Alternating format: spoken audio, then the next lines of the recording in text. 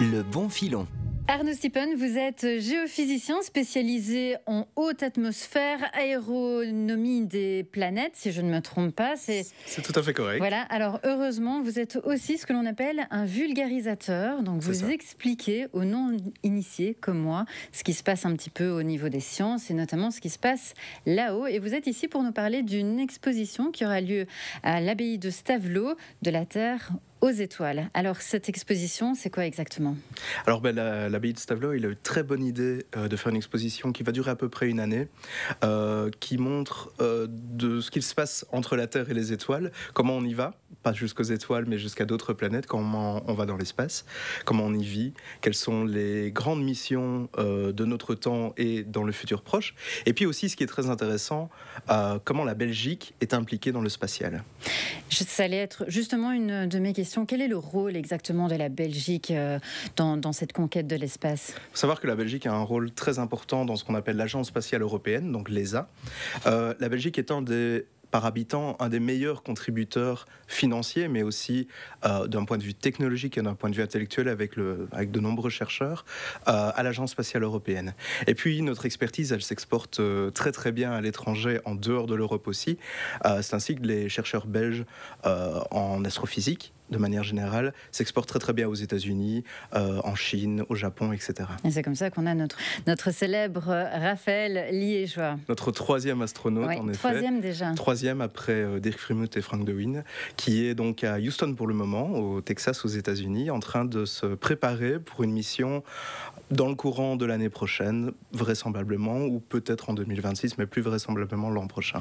Je présume qu'avec justement cette exposition, on va avoir une petite idée de ce qu'il va faire là-bas dans l'espace et la manière dont il se prépare. Tout ça va être un petit peu expliqué lors de cette exposition. Est-ce qu'on va pouvoir justement réaliser un petit peu quel est le travail des astronautes ? Le visiteur va avoir plus qu'une petite idée, puisqu'il y a des objets, des parties de combinaison, des parties vraiment consacrées aux astronautes et à leur mission. Donc le visiteur va vraiment être plongé pas dans le quotidien d'un astronaute, mais en tout cas, l'environnement d'un astronaute. Il faut savoir qu'en effet, pour aller sur la Station spatiale internationale, la fameuse ISS, mais il y a plusieurs années de préparation. Raphaël Liégeois se prépare depuis quelques années maintenant, suite à ses études qu'il a faites à l'université de Liège. Et puis cette préparation spécifique pour devenir astronaute, pour la mission en soi, eh bien, peut prendre plusieurs mois, et c'est la phase dans laquelle il est pour le moment. Donc on ne verra pas à l'exposition mais toutes les phases de préparation. Il n'y a pas une piscine grandeur nature dans laquelle on peut se plonger pour simuler l'absence de pesanteur. Mais par contre, on voit des objets, on voit leur préparation, on voit un petit peu leur quotidien.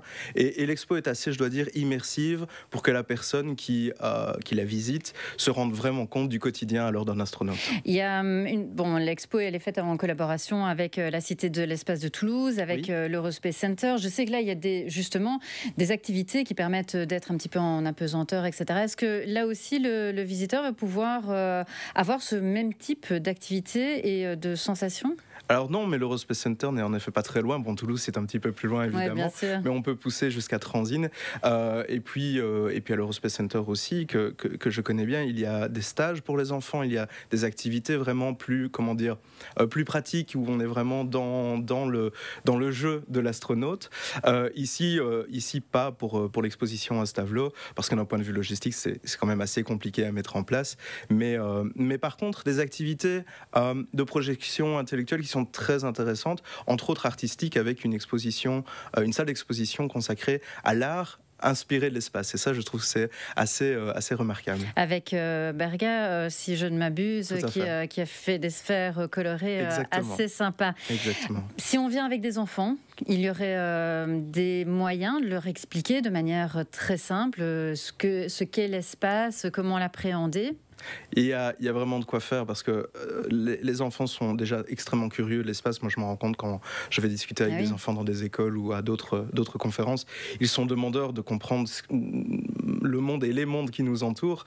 Et puis, pour vous donner un exemple, il y a à l'exposition un Lego qui reproduit un rover, donc un petit robot qui est à la surface de Mars pour le moment, que chacun d'ailleurs peut acheter, pas pour faire la publicité pour cette marque qui n'en a pas besoin, mais donc il y a vraiment, une attention attention particulière qui est donnée aux enfants pour leur expliquer avec des panneaux qui sont dédiés pour les enfants et des explications qui sont vraiment écrites pour eux. Il y en a aussi pour les adultes.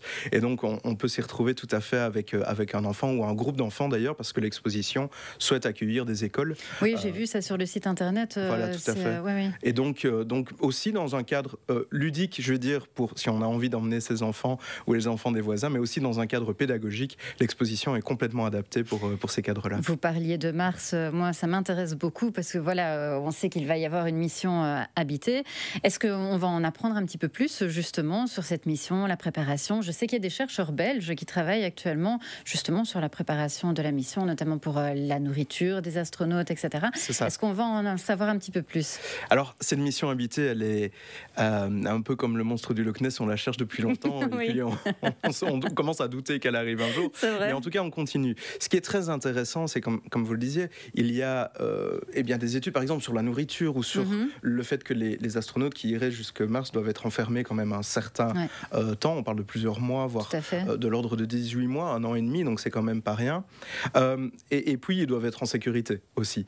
Ils doivent être protégés de tout cet environnement spatial qui est extrêmement dangereux. Il y a des radiations, il y a des particules, il y a tout un tas de dangers, il y a le froid, l'espace n'est pas un environnement très hospitalier. Ce qui est très intéressant dans la préparation de cette mission, c'est justement toutes les technologies, toutes les connaissances qu'on va développer pendant la phase préparatoire qui ont un impact dans les sociétés et dans les industries maintenant. Oui. Et à titre personnel, je trouve que c'est peut-être le plus intéressant dans cette mission. Envoyer un humain sur Mars, c'est la prochaine frontière et comme vous l'avez dit, on finira par le faire.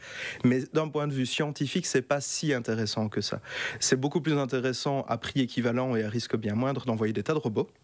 Parce que vous perdez un robot, vous perdez de l'argent, vous perdez l'expertise, c'est quand même beaucoup moins grave qu'une vie humaine. Mais ce qui est très intéressant par contre, comme je le disais, c'est de développer les technologies nécessaires pour envoyer un humain jusqu'à Mars, et ça, il y a des impacts maintenant, c'est-à-dire qu'on développe par exemple de meilleures nourritures, vous nous en avez parlé, on développe de meilleurs panneaux photovoltaïques. Les technologies développées aujourd'hui se retrouvent, on estime, entre 4 et 5 ans plus tard sur les toits des maisons ou dans votre assiette. Dans les commerces, oui, tout à fait. Bon, mais écoutez, si vous voulez en tout cas en savoir plus sur ce qui se passe entre la Terre et les étoiles, eh bien rendez-vous à l'abbaye de Stavelot. Une exposition temporaire donc est ouverte et elle le sera jusqu'au 1er juin 2025. C'est ça, à peu près un an. Voilà, et donc il ne faut pas hésiter à y aller. Et pour tous les renseignements, eh bien, il y a un site internet abbaye-de-stavelot.be. Merci beaucoup. Je vous remercie. C'est très gentil d'être venu ce matin.